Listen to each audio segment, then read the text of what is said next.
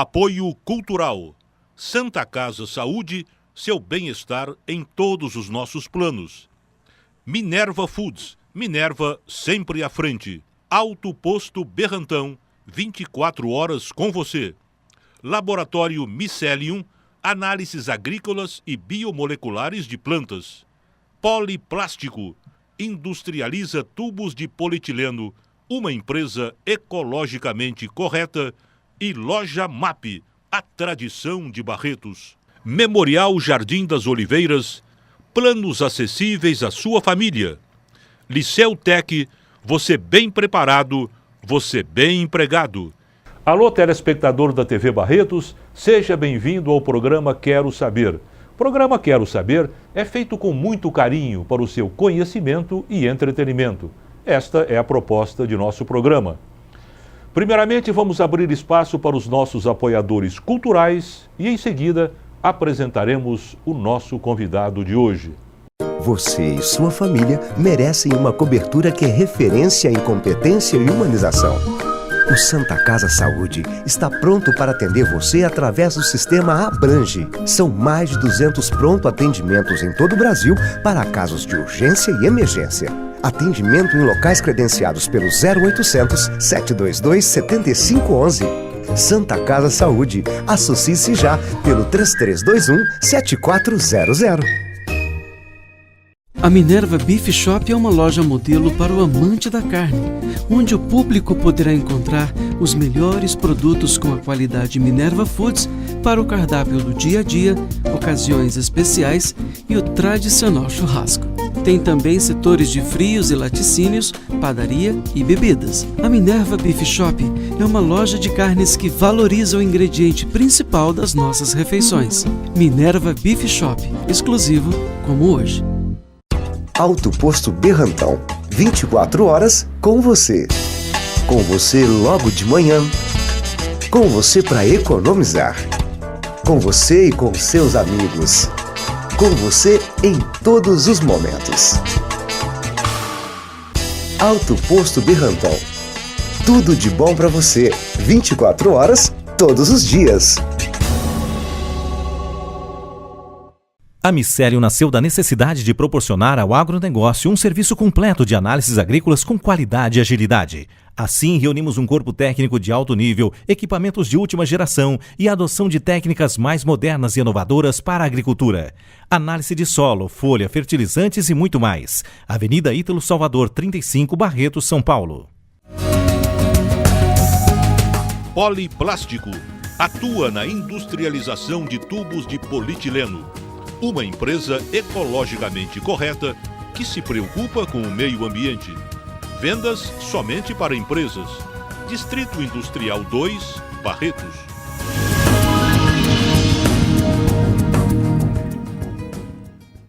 Loja MAP, a maior variedade de chapéus da região. Grande estoque de cintos de couro, carteiras, artigos de viagem como malas, pastas e sacolas. Artigos para tapeçaria e seção de selaria, como celas e seus complementos. Venha nos fazer uma visita e conhecer a nossa enorme variedade de produtos. Avenida 25, esquina da 32, fones 3322-4351 e 3322-7332. Loja MAP. Hoje, o nosso convidado, temos o imenso prazer de receber, é um jovem muito talentoso. Conheci desde que a sua mãe estava grávida, foi meu vizinho muitos anos.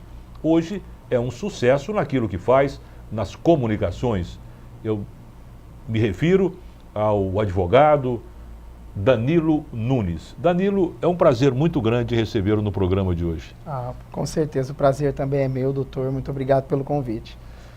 Danilo, eu conheço, como já disse na abertura do programa, desde menino, desde que você estava sendo gerado pela Glorinha, sua mãe, que foi muito amiga nossa. Eu recordo com muito carinho da Glorinha, da dona Leonilda, que era nossa vizinha. Você nasceu em Barretos, evidentemente. Barretos. Você fez o curso primário onde, Danilo? No Antônio Olímpio. Antônio Olímpio? Na escola Antônio Olímpio, ali nossa vizinha. Então, era o Antônio Olímpio antigo que você fez? Não, já era o novo. Já era o novo. E assim, numa época em que a escola pública era uma escola muito forte, né? Muito melhor do que o corpo docente era um corpo docente muito forte. Professora Dona Marlene, professora Dona Carolina, que ainda são muito atuantes na área de educação em Barretos, conduziram a educação da minha geração quase toda ali naquela escola. Sim. Ela é muito forte, muito presente. Bom, eu ia perguntar se você tinha lembrança de alguma professora, mas você já acabou de falar, né? Ah, sim. Primeiro que faz muito pouco tempo, ainda bem. Ainda bem, né? E segundo que, assim, a escola era muito presente na vida da gente, né? Era, né? Era a escola, o clube social e recreativo, o Grêmio, a União, o Jockey, o Rio das Pedras, era tudo muito presente. A comunidade, Barretos era pequeno e as pessoas eram grandes. Sim. Então a gente circulava bastante por várias turmas. Embora em escolas diferentes, a gente acabava convivendo com as pessoas de um modo mais humanizado. Eu acho que as relações eram mais fortes. Sim, né? E a gente tinha uma participação efetiva da escola. A escola participava da educação da família.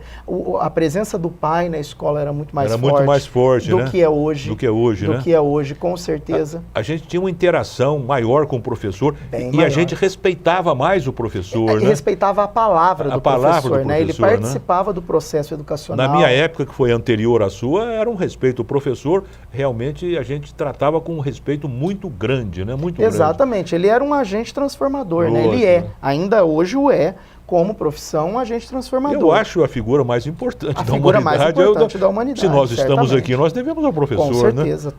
Todo bom profissional, certamente, teve um bom professor. E o ginásio, você fez onde? O ginásio, que na minha época já era colegial. Já era colegial? Ginásio também no Antônio Olímpio. Também no Antônio Olímpio. Até a 8ª série no Antônio Olímpio. Então não chamava primário... Você já pegou a nova forma? Eu já peguei a nova composição, até a 8ª série. Até a 8ª série. Aí depois era o colegial, eu tive a felicidade de estudar no período de manhã e no período noturno em escolas diferentes. Foi um período no Soares e depois eu continuei no Industrial e depois os 3 anos à noite no Estadão, no Mário Vieira Marcondes. No Estadão, né? Exatamente. Fez o colegial lá. Fiz o colegial também lá. Então você já partiu, estava com uma boa estrutura, né? Ah, não. A educação era muito cobrada. E o senhor bem conheceu, falou dela, minha tia, que continua a educação da minha irmã e minha, com a morte da minha mãe muito cedo, muito precoce. Muito cedo, né? Ela cobrava exatamente que você tivesse um estudo, né? Uma continuação. Quantos anos tinha a Glorinha quando faleceu? Já? 45. Muito nova, 45, né, senhor? Bastante. Muito bastante. Nova, né? E já se vão 24 anos. 24 anos. 24 né? anos. Bom, depois do seu... E você estava trabalhando nessa época já? Não, eu comecei a trabalhar exatamente com 14, 15 anos. Onde você começou a trabalhar? Atuando nos grêmios estudantis das escolas onde eu estudei. No Antônio Olímpio, era muito presente a questão de grêmio estudantil. Depois no Industrial, que é o Rafael Brandão, né? E depois no Estadão. Foi muito forte isso. Eu acabei transformando essa atividade, que era uma atividade estudantil, em atividade profissional de produção de eventos, Mas nos grêmios estudantis você não tinha remuneração? Não, trabalhava só por amor. Ali era uma escola formadora de talentos mesmo. De talentos. Aí você passou a ser esse produtor de eventos, né? Exatamente, que foi a minha primeira atividade remunerada já com 15 anos. Eu tenho até uma brincadeira toda vez que eu encontro... Com 15 anos você já era produtor de eventos? Com 15 anos eu já tive o meu primeiro trabalho remunerado. A primeira pessoa que remunerou, inclusive, foi o Cacá de Oliveira, radialista da cidade, uma pessoa que trabalhou muito tempo em rádio, e ele tinha um acordo com os clubes de Barretos, e ele promovia eventos nesses clubes. E a gente colaborava na produção de um desfile, de um concurso, de alguma coisa. E como é que você teve esse contato com ele? Como é que ele ficou sabendo desse seu talento? Eu não me recordo exatamente a época, mas me recordo que foi no Jockey Clube. O Jockey ainda era um clube bastante atuante. O presidente era o seu Afonso Andrade. E ele me contratou para fazer um trabalho. E ali nós fizemos uma parceria, acho que de 1 ou 2 anos. E foi o seu primeiro trabalho de eventos? Foi o primeiro trabalho remunerado, inclusive. Mas você já tinha feito outros eventos? Outros eventos vindos do Grêmio Estudantil, dos Grêmios Estudantis. Você patrocinava ou promovia eventos na área estudantil, né? Exatamente. E daí você sentiu o gosto pela coisa. E a escola, por ser tão forte, formava muitos talentos. Inclusive, eu pude ter a oportunidade de estudar no Soares, ainda naquela época bastante sólida da escola, pagando a mensalidade com prestação de serviço.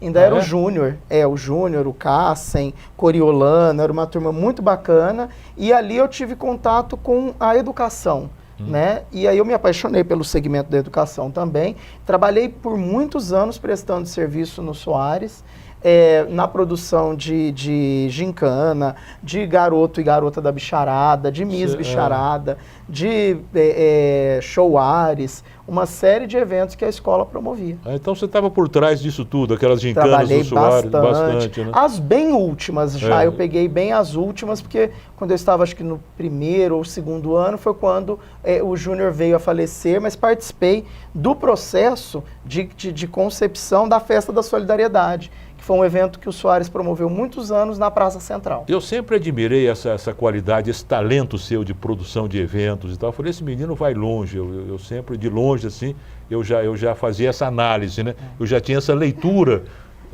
sabendo do seu futuro sucesso. Qual foi o grande evento que você promoveu em Barretos? Olha, doutor, eu tenho bastante referências, bastante referencial. Eu acho que as pessoas lembram muito de mim pela produção, organização de 11 anos do concurso da Rainha, da Festa do Peão, que era um concurso muito forte. Era forte. Mas paralelo a esse trabalho, foram muitas outras atividades. Teve a questão de trazer para Barretos a questão do conceito de trabalho, agenciamento de trabalho na Festa do Peão. E não era só um trabalho de agenciamento, mas de qualificação. Então, eu fui o primeiro profissional que trouxe para Barretos o contato com grandes empresas. Isso, a diretoria dos independentes na época apoiou muito, porque nós tínhamos uma mão de obra muito bacana em Barretos, que não era aproveitada pelos patrocinadores, pelos grandes anunciantes da Festa do Peão, para que eles pudessem contratar essa mão de obra aqui. Então, também fiz esse trabalho por aí 16 anos, bastante forte, consolidado. Nós fazíamos treinamento sobre a própria festa, sobre turismo, sobre atendimento. Foi muito legal esse trabalho, sim. Isso patrocinado pelos independentes? Não. Com o aval do clube, porque para ele era muito importante que o patrocinador investisse na festa, mas que não se sentisse explorado. Sim. E se você traz um anunciante de São Paulo, é melhor que ele contrate alguns serviços aqui. Isso é melhor. Melhor para ele. É mais acessível, muito mais viável e você valoriza a finalidade social do evento, né? Lógico. O evento ganhava uma situação social que era dar uma contribuição para a cidade. Sim. De fato, a cidade. Isso eu me recordo, os presidentes sempre foram muito, apoiaram muito essa situação de que se contratasse uma mão de obra aqui, de que isso gerasse emprego e renda para a cidade. Esses já eram patrocinadores da festa ou você entrava em contato com essas firmas? Muitas vezes o clube já vendia o projeto. Já vendia o projeto. Hoje isso não é comum, mas ali entre 99 e 2009, 2008 é muito comum que o clube venda o projeto completo. Hoje quem lidera esse trabalho ainda é o Marcelo Murta, sim, mas que é de fundamental importância, porque tem toda uma finalidade social, né? Sim, de trazer para a cidade não só o evento, mas de que o evento contribua para o desenvolvimento efetivo, de geração de emprego, geração de renda, de qualificação das pessoas. Porque hoje nós temos aqui, há 60 anos, um evento que está no nível dos grandes bons eventos do mundo. Do mundo. Então, o que acontece? Não só do Brasil, mas do mundo. As pessoas, só de estarem ali e trabalharem, elas já acabam se qualificando, entendeu? E quem tem um portfólio de excelência como esse, pode trabalhar em qualquer outro mercado. Pode trabalhar em Ribeirão Preto, Campinas, São Paulo, Rio de Janeiro, pode atuar. E assim, isso é uma gratidão que eu tenho para com os independentes, como sempre tive, no sentido de que a gente traz para o nosso currículo uma série de outras possibilidades. Então você pode pegar o teu currículo, botar debaixo do braço, ir para São Paulo, para outros lugares como eu fui. As portas que me foram abertas aqui, eu pude trabalhar em São Paulo, em Americana, em Presidente Prudente, numa época que o rodeio era muito forte, entendeu? E que o rodeio era um evento de entretenimento que tinha um mix de entretenimento. Você tem lá a feira comercial, a feira gastronômica, você tem uma série de... Você falou era um grande evento, não é mais, na sua opinião? Eu acho que hoje ele está se fortalecendo como rodeio e festival. Menos, talvez, do que os grandes anunciantes, que a gente tinha. Antigamente a gente tinha uma gama muito maior de anunciantes. Por quê? Porque o segmento evento era enxergado como possibilidade de negócio. Então, assim, hoje são poucos que ainda se preservam essa visão de negócio. Entendeu? Nós vamos continuar esse assunto que eu estou achando interessante no próximo bloco. Vamos abrir espaço para os nossos apoiadores culturais e em seguida voltamos com Danilo Nunes no programa Quero Saber.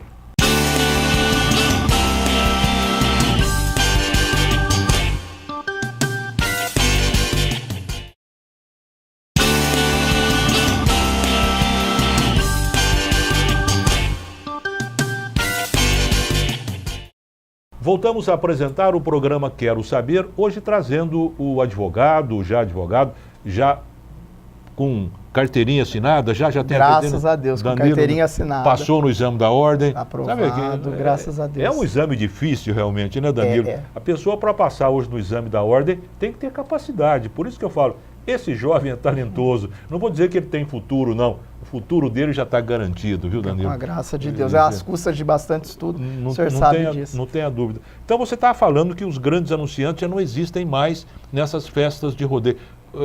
Porque eles não enxergam mais eles enxergam, sim. Nós temos grandes anunciantes que se preservam, se mantêm há 15, 20, 30 anos no evento. O que eu acho que eles precisam voltar a olhar são os grandes eventos como cenário e possibilidade de negócios. Porque o são.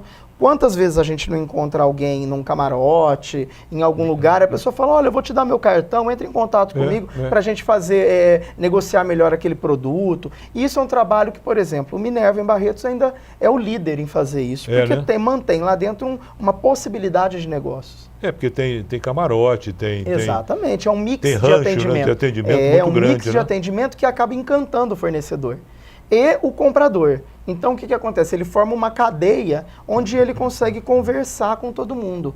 Ele, na condição de fornecedor, conversa com quem compra e conversa com quem ele acaba vendendo. Então, faz aquele jogo de negócio que eu acho que precisa ser extremamente valorizado.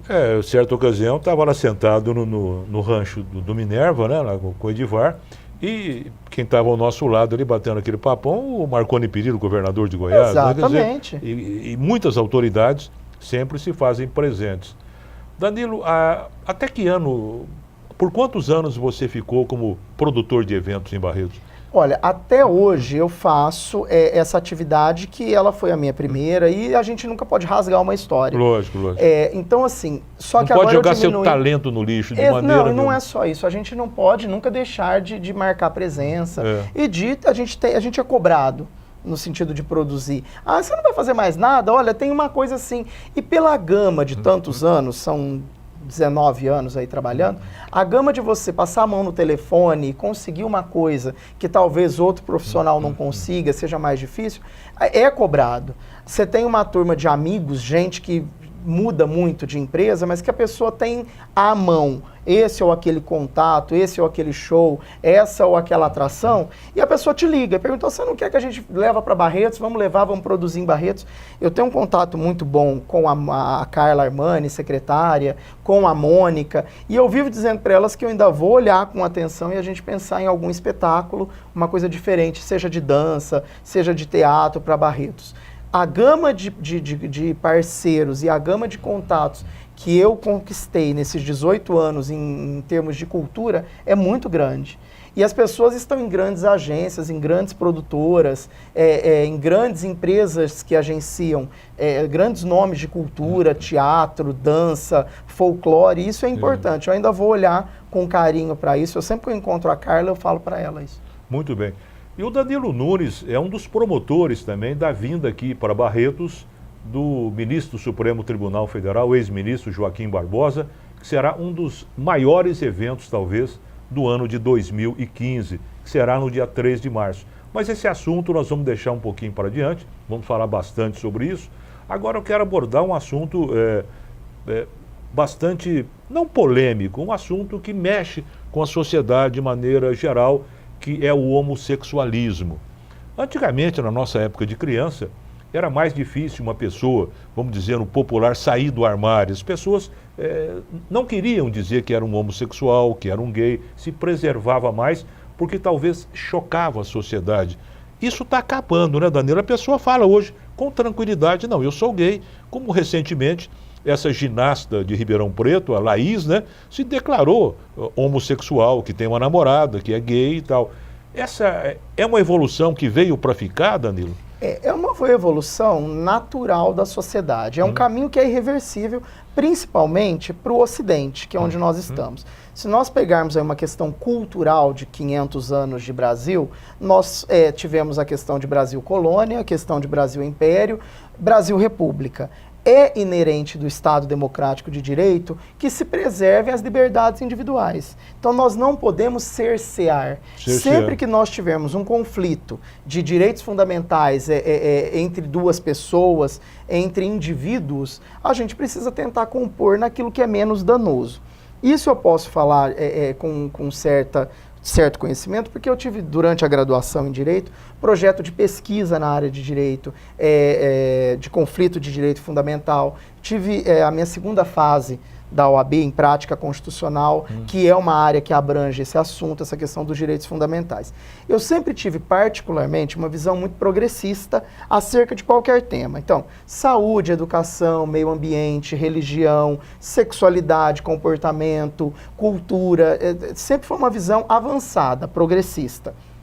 Mas a gente não pode esquecer que, em se tratando de indivíduo, de ser humano, a gente tem que ter um certo tato, até para entender o que a sociedade pede. Sim. Então eu acho que a questão de você assumir hoje, ela é muito mais permitida porque as pessoas estão... O advento dessa revolução tecnológica, sem fronteira da tecnologia, da rede social, as pessoas começaram a entender que isso talvez não seja tão grave, ou um bicho de 7 cabeças como era. Um tabu como era visto.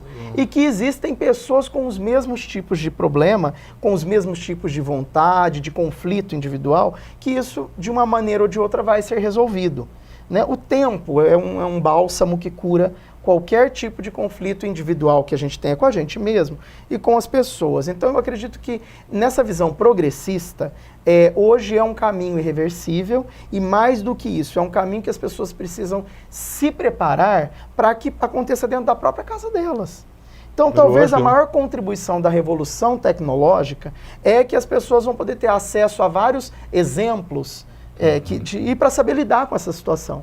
Porque é fácil? Não, não é. A gente sabe que não é um cenário perfeito. Perguntar para mim ou para qualquer outra pessoa, ninguém gostaria de ocupar essa orientação. Mas é uma orientação tão biológica como a cor do cabelo, como a cor do olho. Muita gente fala que doença não tem nada a ver, né? Desde a década de 70, o Conselho de Psicologia já anulou, né, já excluiu da questão da tipicidade de doença.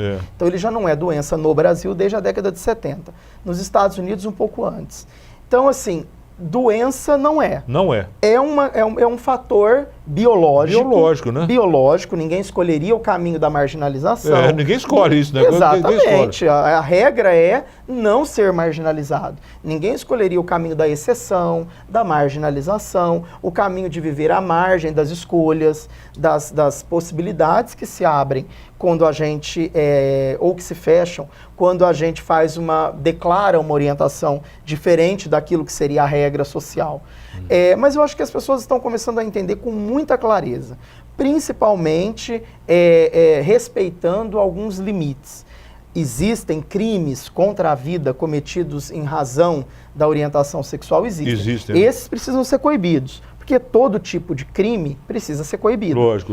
Agora, a questão do fator social, de convivência, e toda vez que tiver um conflito de direito fundamental ou individual entre essas pessoas, e elas conseguirem superar isso, não abrindo mão da sua convicção, né? Seja ela filosófica, social, política, comunitária, mas ela não precisa abrir mão de uma convicção, ela tem que aprender a conviver bem com aquilo que talvez ela não possa mudar. Basicamente, acho que a sociedade caminha para essa evolução. Esse problema da violência contra o homossexual acontece muito mais em São Paulo, nas grandes capitais, principalmente, né? Por exemplo, 2 homossexuais andando, ou 3 ou 4 andando na rua.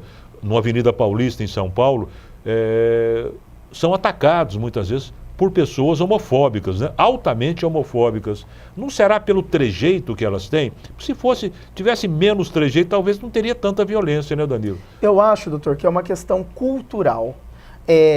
Tanto em razão das criações das culturas brasileiras, sejam elas, a cultura é gênero, né? Mas em razão dos vários segmentos do quanto o Brasil é eclético, é que isso acontece. Você vai para outros países, por exemplo, Europa, por exemplo, Estados Unidos, as pessoas já evoluíram bastante na convivência. Na convivência, né? Mas o crime existe aqui, como existe lá, como existe na Europa. Existe, né? O crime existe, em razão da intolerância. A intolerância ainda é muito grande. A intolerância a qualquer tipo de coisa que não é a regra. Que não é regra. Na cabeça, por exemplo, de uma pessoa que professa uma determinada fé, a intolerância é em resistência a isso. A pessoa que professa uma determinada crença ou uma determinada cultura, teve um determinado tipo de educação, a ideia é que resista. Entendeu? Mas o que não quer dizer que as pessoas não possam conviver em harmonia. Hoje eu acho que a violência está inserida nos grandes centros em razão da intolerância? Está, mas também está muito perto de nós. Às vezes ela é velada, às vezes ela acontece dentro de casa, às vezes ela acontece na escola, na universidade. Eu sei porque eu tenho conhecimento, vivência acadêmica de universidade por 10 anos, e é muito forte ainda essa questão da intolerância. Mas eu acho que as pessoas estão... Essa intolerância está muito presente nas faculdades? Muito presente na universidade, sim. Como está presente na igreja, como está presente na questão do comércio, como está presente na questão da família. O homossexual acaba sofrendo intolerância entre os próprios colegas de classe, exatamente, né? Exatamente. Ainda é muito forte. A gente avançou muito nos últimos 20 anos. Não tem a menor dúvida disso. Nos últimos 30, então, nem se fala. Nem se fala. Né? Exatamente. Agora, muito foi quebrado. Muitas barreiras foram transpostas, as pessoas começaram a enxergar que as pessoas trabalham como trabalha uma pessoa heterossexual, que as pessoas convivem como convive uma pessoa heterossexual. E eu acho que as pessoas da diversidade, seja a lésbica, seja o gay masculino, todas essas pessoas elas começaram também a se educar moralmente, né? Educar para não agressão, seja ela meramente visual, a não agressão de comportamento, a não invasão de privacidade do espaço do próximo. Eu acho que as pessoas começaram a entender isso sim. Danilo, vamos continuar esse assunto no próximo bloco, é um assunto bastante interessante. Vamos abrir espaço novamente para os nossos apoiadores culturais e em seguida voltamos com o programa Quero Saber, hoje trazendo o advogado Danilo Nunes.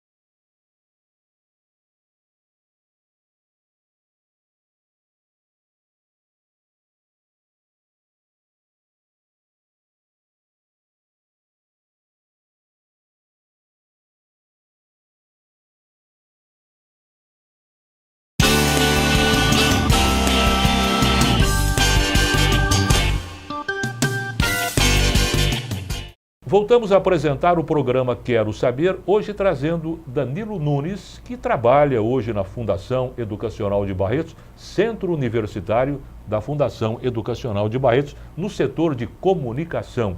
Danilo, a gente está falando sobre a intolerância nas escolas e tal, nas faculdades principalmente. Você acha que a sociedade, ela tolera, ela vê com melhores olhos, vamos assim dizer, um casal gay feminino ou masculino, que eu acho que choca, sei lá, se é que choca, não sei, menos um feminino do que um masculino. Como é que é a sua visão sobre isso? As pessoas, em via de regra, têm essa orientação, sim. Tem, né? Essa visão de que, né, chocaria. Essa leitura, né? Mas eu acho que hoje foi quebrado. A leitura é uma leitura muito mais humanista. Em que pese a intolerância estar presente em vários segmentos da sociedade, em vários lugares, a gente também tem a questão da humanização. A revolução tecnológica, que é a terceira grande revolução que nós estamos vivendo, nós vivemos a Revolução Francesa, depois a Revolução Industrial e agora a Revolução Tecnológica, ela dá uma grande contribuição para a humanidade, que é a falta de barreira e a falta de limite. Nada, principalmente para a informação. Se o indivíduo souber aproveitar o que existe de ilimitado no ambiente virtual e trouxer isso para a vida real, aplicando essa questão na humanização, no relacionamento com as pessoas, eu acho que é a grande contribuição da revolução tecnológica. E não choca mais. Por quê? Porque as pessoas estão aprendendo a lidar com a situação. Não é só respeito. Respeito é um conceito que ele tem que estar presente no dia a dia de todo mundo. Ele é um conceito sine qua non. Mas você pensa na convivência, você pensa na cooperação. Né? As pessoas começaram a descobrir que, independente da sexualidade, as pessoas podem dar contribuições grandiosíssimas para o meu aprimoramento pessoal.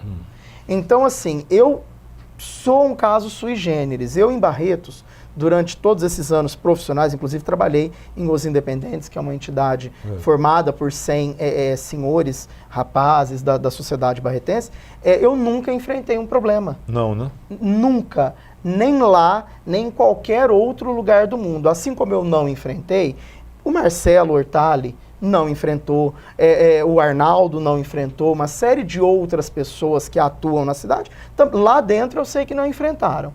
Por quê? Porque as pessoas entenderam que precisavam da nossa contribuição. Né? Então foi uma transferência de conhecimento, uma transferência de saber, e eu acho que isso é muito mais importante. Mais importante, acima de tudo isso, é o conhecimento, né? Exato. É lógico. É a troca de informações, né? Exatamente. A orientação sexual deixa de lado, cada um tem a sua. Não há o que se fazer, né? Para que se fazer. Você acha que os pais estão tolerando mais os filhos com essa orientação? Sim. Antigamente era um crime, né? O pai, exatamente, até expulsava de casa. Né? Não, colocava para estudar em outra cidade, em outra região, para não ter que conviver com o problema. Mas não, eu tenho exemplos de grandes famílias que entenderam a situação e, principalmente, conviveram muito bem com a declaração da pessoa, souberam. É claro que aquele primeiro momento é um momento de conflito. Choca um pouquinho, é um momento de que você se choca. Ninguém quer ter um filho à margem. Ninguém quer ter uma filha que viva numa condição de exceção. Mas as pessoas estão aprendendo a colaborar mutuamente com essa situação. Eu acho que isso é o mais importante. Porque na verdade, você falou, ninguém quer ter um filho à margem. Porque na verdade, a pessoa que tem essa orientação, ela encontra mais dificuldade no meio social, né? Exatamente. Não tem a menor dúvida. Hoje eu estou para dizer para o senhor o seguinte, nos últimos 20 anos, bem menos. Bem menos. Bem menos. Eu tenho hoje, e sempre tive desde criança, eu nunca convivi em rodas de meninas, por exemplo. Os meus grandes amigos são homens. Eu tenho 4 grandes amigas mulheres de 20 anos. O restante todos são homens. Então eu tenho uma liberdade muito grande com homens, meus amigos, solteiros ou casados, que a gente viaja junto, vai pra praia, vai pra sem ter qualquer tipo de relação. Sem qualquer tipo de... E assim, vou com a família. Vai com a família. Então, assim, a gente tem uma convivência muito boa. Eu sou um caso, uma pessoa privilegiada. É mesmo, talvez pela criação, pela formação, não só... E todo mundo te conhece. Exatamente, na cidade, da presença religiosa, firme. Você é católico? Católico, conservador. Católico conservador. Esse Papa está transformando o mundo, né? Esse Papa, de Deus, nossa, ele é um santo presente para a humanidade. Inclusive, ele está aceitando muito essa orientação. A velha pergunta que eu já fiz para uns 3 pais de amigos que tiveram a infelicidade de descobrir isso na família e depois se transformou numa causa de grande felicidade. O que é que o senhor vai fazer agora? O senhor vai ou não conviver com o problema ou vai mandar matar, porque não tem uma solução. Não tem solução, então o senhor vai ter que conviver bem, em harmonia, porque senão vai desestabilizar a família. Então eu acho que a família... E o rapaz pode até entrar em transe, pode até criar uma depressão. Com certeza, a gente tem casos muito presentes na literatura, no mundo social de pessoas que até não suportaram... Suicídio, chega até no suicídio, né? Suicídio, as pessoas não suportaram a pressão da família, da sociedade e acabaram por encontrar uma solução no suicídio, infelizmente. Hoje, o que mais se fala é o casamento gay, tanto masculino como feminino. Como é que você tem uma visão do casamento gay perante a justiça. A igreja ainda não está fazendo esse casamento. Você acha que a igreja chega lá? Olha, doutor, do ponto de vista dogmático, como católico conservador, eu acredito que não. Vai ser muito difícil, né? Que não é o caminho da igreja. Até você vê pronunciamento de padres, eles até aceitam o casamento no civil, mas eles não veem como no religioso. Então eu prefiro, dentro da minha pauta de vida progressista, eu prefiro olhar do ponto de vista técnico, legal. Então, quando a pessoa vai a público e diz, eu vou casar, primeiro, é um casamento que acontece no âmbito da legislação. É um casamento, na verdade, que o público precisa entender, e é sempre bom a gente poder falar isso, que isso é bom. Que é uma questão de legislação. As pessoas precisam se sentir legítimas. Né? Legitimada para uma pensão, legitimada para um plano de saúde, legitimada para uma herança, uma questão da sucessão. Estão convivendo juntos, né? Então no tem que ter tudo isso, familiar. Né? Então você precisa ter segurança jurídica. Né? O que eu acho que a maior conquista do casamento, da resolução do Conselho Nacional de Justiça, que foi editada pelo ministro, então presidente Joaquim Barbosa, a maior conquista dessa resolução do CNJ é exatamente isso. É legitimar aquilo que era clandestino. Aquilo que depois a pessoa ia demandar. O que é importante, por que vai ficar na clandestinidade? O caso não existe, é real na sociedade hoje, então vamos legitimar. Exatamente. Isso do ponto de vista humanista, sem falar do ponto de vista do Pacto Federativo. Nós temos o imposto sobre transmissão de causa-mortes, nós temos o IPTU, nós temos... O Estado precisa, quando você está clandestino, não é uma situação legítima nem para o Estado. Nem para o Estado, é verdade. Então o Estado não pode aplicar uma sanção porque não existe uma legitimidade. Então, assim, é bom que as pessoas saibam que quando se casa, um casal homossexual é exatamente o mesmo procedimento de um casal heterossexual. Os mesmos direitos e os mesmos deveres. Então, essa é o maior esclarecimento que sempre que eu posso eu falo para as pessoas. Adoção de filhos por um casal homossexual, como é que você vê isso? Dentro da perspectiva progressista, já não existe mais tabu. Já é uma coisa também legitimada. Quer dizer, esses casais hoje estão com a sua adoção deixando a clandestinidade. Isso é muito importante. Por quê? Porque você dá para a criança... Porque a justiça está apoiando isso, né? Exatamente. Você dá para a criança um ambiente onde ela pode se desenvolver do modo seguro. Tem um princípio que rege a questão da criança e do adolescente, que é o maior interesse da criança. Então a gente sempre tem que pensar no maior interesse para a criança. O maior interesse para a criança qual que é? Um lar, família, educação de qualidade, saúde, alimentação. Ela precisa ter, onde ela possa desenvolver o seu talento, a sua habilidade, a sua plenitude enquanto indivíduo. Uma criança adotada por um casal masculino homossexual. Uma pergunta que muitas vezes eu já até ouvi essas dúvidas assim na sociedade e tal, e eu perguntaria para você, que você é um cara bastante esclarecido e fala abertamente sobre o assunto, você tem noção do que fala. Você acha que essa criança, sendo criada por um casal homossexual, ela pode ser influenciada para ter as mesmas orientações ou não tem nada a ver, Danilo? Dentro do ponto de vista biológico, porque não é uma escolha, é uma orientação, como a cor do cabelo, a cor dos olhos, evidentemente que não. Evidentemente que o homem ele tem um meio e ele pode ser influenciado pelo seu meio. Mas aí a gente tem pessoas que nasceram em excelentes famílias e têm caráter duvidoso. Nós temos pessoas que nasceram em família de caráter duvidoso e têm excelente caráter, excelente idoneidade. Então eu acredito que a educação, a sociedade, a escola, o modo como você cria o seu filho é a grande diferença para o indivíduo que ele vai se tornar. Então, assim, sobre a influência de trejeitos ou da questão de comportamental ser mais excessiva, mais recuada, mais restrita, mais educada, eu acho que isso depende muito da criação. Então, quando a gente adota uma criança, um casal heterossexual, um casal homossexual adota, a responsabilidade é a mesma. É a mesma. É uma responsabilidade para a sociedade. Você está criando um indivíduo, você está dando uma criança, a uma criança a dignidade que ela merece, a integridade que ela merece para a comunidade. Então eu acredito que não haja essa influência. Tenho aí vários amigos conhecidos, casais, e em tudo que eu já vi, eu nunca vi esse caso. Outra coisa, a criança, você vai responder no próximo bloco, por exemplo, a criança ela convive com um casal, ela foi adotada por um casal homossexual. E, na verdade, de repente, a porta do quarto do casal pode estar mais ou menos aberta e ela vê uma cena de sexo entre um casal hétero, é mais ou menos a normalidade. E ela não choca quando vê os pais em situação íntima, mas você vai responder no próximo bloco. Vamos a mais um intervalo para os nossos apoiadores culturais e em seguida voltamos com o programa Quero Saber.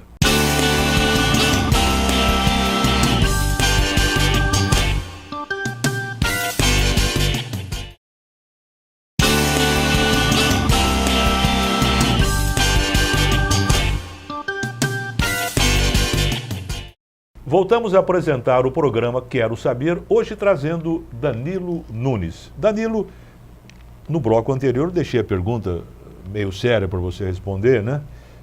O menino sendo adotado por um casal gay, de repente a porta do quarto está aberta, ele vê os pais homossexuais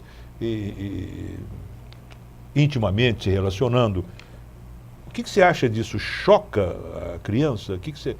Como é que você vê isso? Eu acredito que o processo de adoção é tão igual como o processo para um casal heterossexual. O processo de adoção de um casal gay é a mesma coisa. Então eu acredito que haja um acompanhamento. Esse processo a fundo eu desconheço, mas eu acredito que haja um acompanhamento da assistente social, né, e do psicólogo. Né? São duas carreiras que elas se aproximam muito da questão de conquistas de direitos. Então, quando ela leva essa informação para uma criança, eu sei que tem um determinado período, determinado por lei, que dentro do período de adoção, a criança precisa desse acompanhamento. Desse acompanhamento. Exatamente. Para esclarecer essas situações, como eu te perguntei, né? Exatamente. Então, a criança precisa ser preparada, evidentemente. E aí nós temos uma gama muito grande de ciências que vão colaborar para que a criança se desenvolva e compreenda essa situação. E essa criança na escola, ela não pode sofrer algum constrangimento entre os coleguinhas? Ou então, tudo que parte do terceiro indivíduo, a gente não é capaz de imaginar nem de responder. Eu acredito que sim. Então, deve existir o acompanhamento. Esse acompanhamento que Esse acompanhamento se estende à vida social da criança. Então, a escola, a igreja, qualquer que seja a religião, né, deve se levar para a questão da convivência dos colegas, para a prática esportiva.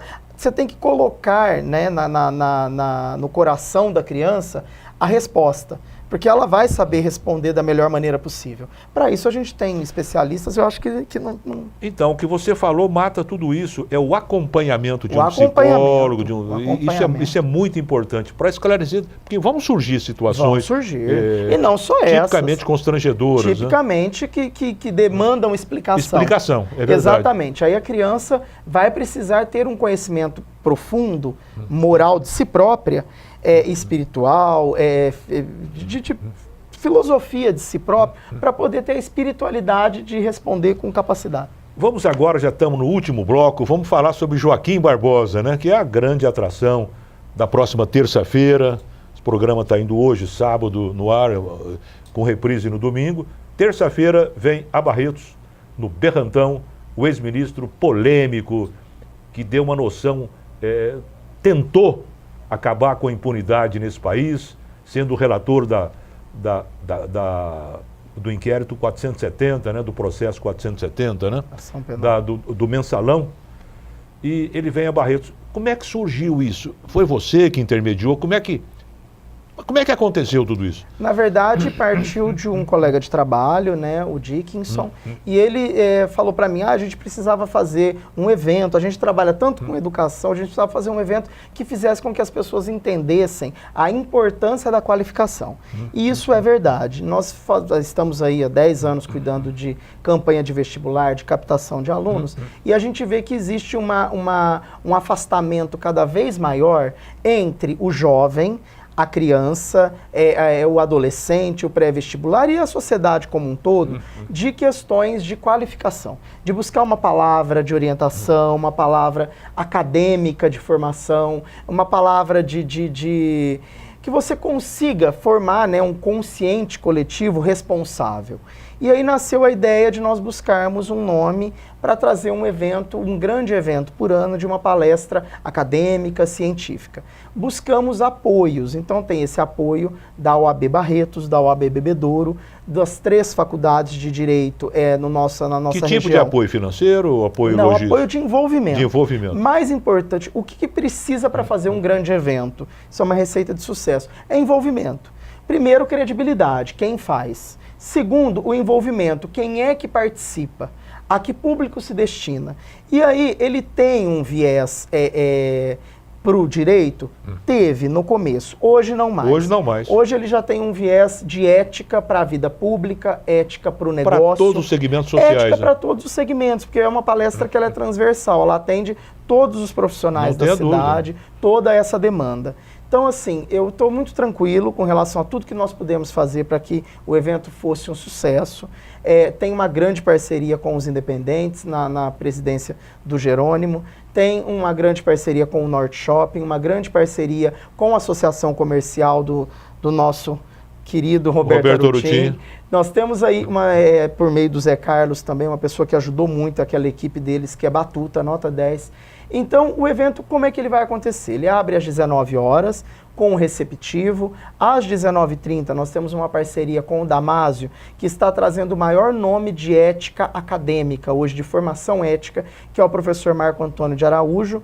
No intervalo, a gente vai fazer uma apresentação artística, seguido da palestra do ex-presidente do Supremo, que é uma pessoa hoje, o homem público do momento. Do momento. Do momento é o homem público. Se você fizer uma pesquisa hoje, como futuro candidato à presidência da República, ele sai na cabeça. O nome dele aparece como aparecia anteriormente também, acho muito forte. Acho que é um caminho natural das grandes lideranças que mobilizam as pessoas, mas a maior contribuição dele para o Brasil foi dizer que existe o Supremo, né? As pessoas não sabiam o que era o Supremo, né? Como chegar no Supremo, que qualquer indivíduo pode peticionar para o Supremo.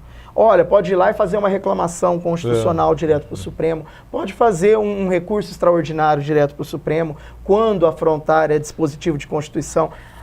Então a maior contribuição dele para o Brasil, e talvez por isso ele tenha se tornado tão popular, foi dizer que existe um terceiro poder da República. Foi difícil os primeiros contatos para trazê-lo? Não, foi extremamente flexível, ele é um homem de hábitos simples, como ele próprio se define, como ele se define no seu currículo, no e-mail, na troca de e-mail que ele faz. Ele é um homem de hábitos simples. Mas como é que vocês acharam os contatos? Nós tínhamos um contato em Brasília muito forte, e aí apareceu o contato do secretário dele, quem ia atendê-lo quando ele deixasse o Supremo. Porque a gente começou o contato, ele ainda era ministro. Ainda era? Então já faz tempo. Então já faz um tempo, um ano.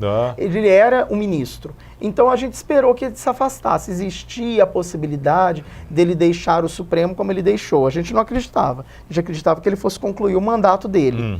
Mas acabou dando certo, e aí ele abriu a agenda para o interior. É a primeira vez que ele vem num raio de 600 quilômetros. Né? Ele fez palestras em São Paulo, mas para grupos corporativos. Então, determinada empresa, indústria contrata, para aquele bloco de pessoas, aquele grupo de pessoas. Não era aberta como é para nós aqui, profissional e acadêmico.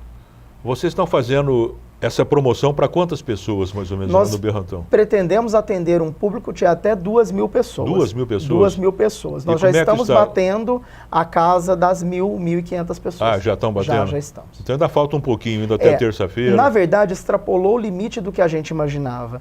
Nós já invadimos, assim, Ribeirão Preto, São José do Rio Preto, Frutal, Ituverava, então vem muita gente dessas cidades. Exatamente. Nós temos uma grande parceria com o Rafael, o advogado penalista, que é o coordenador do curso de Direito na Unifafib. Rafael Catani. Catani, está dando uma grande contribuição também, os alunos dele estão motivados, a UENG de Frutal, a Estadual de Frutal. Nós temos 18 instituições participando do projeto. Está satisfeito, então, com essa promoção? Com certeza. Joaquim Barbosa na cabeça, na próxima terça-feira. É uma grande contribuição para a cidade de Barretos. Eu acho, vocês estão de parabéns, porque não é fácil. E vocês estão, a arrecadação é praticamente para pagá-lo, né? Praticamente para pagá-lo. Para pagá-lo. Para pagá-lo.